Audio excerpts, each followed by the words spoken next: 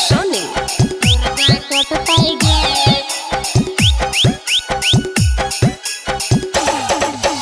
पूरा जिला मधेपुरा में मिठैया बटते गे। पूरा जिला मधेपुरा में मिठैया बटते गे। जहिया चौड़ा पटते गे तहिया मुर्गा कटते गे।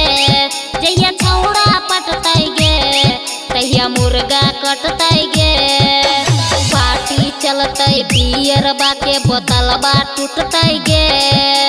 पार्टी चलते बियर बाके बोतलबा टूटते गे। जहिया चौड़ा पटते गे तहिया मुर्गा कटते गे।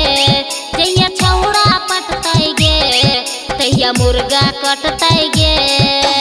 म्यूजिक बाय डीजे मिठू राजा परसोनी। तहिया चौड़ा पटते गे तहिया मुर्गा कटते गे। मुर्गा कटते गे। गोरका पहम तकलियो ठराय गे कहल कौखी नाय नाय नाय गे। गोरका पहम तकलियो ठराय गे कहल कौखी नाय नाय नाय गे। लागै छौ कि मर जइबौ हमहू कुमारे गे। कहिया अइतै उ दिन जे उ हमरा से सटतै गे। जहिया छौड़ा पटतै गे तहिया मुर्गा कटतै गे। जहिया छौड़ा पटतै गे तहिया मुर्गा कटतै गे। म्यूजिक बाय डीजे मिठू राजा परसोनी। तहिया छौड़ा पटतै गे तहिया मुर्गा कटतै गे।